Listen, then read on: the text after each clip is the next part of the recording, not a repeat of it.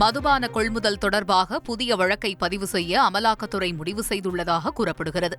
கடந்த 2021ஆம் ஆண்டு முதல் தற்பொழுது வரை டாஸ்மாக் அதிகாரிகள் மீது லஞ்ச ஒழிப்புத்துறை பதிவு செய்த 35 வழக்குகளின் அடிப்படையில் அமலாக்கத்துறை விசாரணையை தொடங்கியுள்ளது. தனியார் மதுபான ஆலைகளில் இருந்து டாஸ்மாக் கொள்முதல் கணக்கில் காண்பிக்காமல் நேரடியாக கடைகளுக்கும் தனியார் மதுபான விடுதிகளுக்கும் விநியோகம் செய்ததாகவும் பல கோடி ரூபாய் கலால் வரி செலுத்தாமல் விற்பனை நடந்திருப்பதாகவும் குற்றச்சாட்டு எழுந்துள்ளது.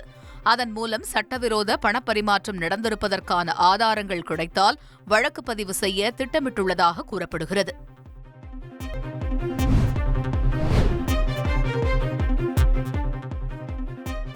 கோவையில் உள்ள தனியார் மதுபான ஆலையில் அமலாக்கத்துறையினர் 2வது நாளாக சோதனை நடத்தி வருகின்றனர். சோதனை குறித்து அமலாக்கத்துறை அதிகாரிகள் அதிகாரப்பூர்வ தகவலை வெளியிடாத நிலையில் சோதனையின் முடிவில் முழுமையான விவரங்கள் தெரியவரும் என்று எதிர்பார்க்கப்படுகிறது. தேர்தல் நெருங்குவதால் அமலாக்கத்துறை சோதனைகள் நடத்தப்படுவதாக அமைச்சர் மா. சுப்பிரமணியன் தெரிவித்தார். சென்னையில் செய்தியாளர்களுக்கு பேட்டியளித்த அவர், பாஜக கையெழுத்து இயக்கத்திற்கு ஆதரவு பெருகியுள்ளதாக அண்ணாமலை கூறியிருப்பதை விமர்சித்தார். பாஜகவுக்கு எங்கு மக்கள் ஆதரவு தெரிவித்திருக்கிறார்கள்? ஏற்கனவே ஆன்லைனில் உறுப்பினர் சேர்க்கை நடைபெற்றபோது 1 கோடி பேர் சேர்ந்ததாக கூறினார்கள். ஆனால் தேர்தலில் எவ்வளவு வாக்குகள் பெற்றனர் என்று கேள்வி எழுப்பினார். செய்திகளை உடனுக்குடன் தெரிந்து கொள்ள உடனே சப்ஸ்கிரைப் பண்ணுங்க.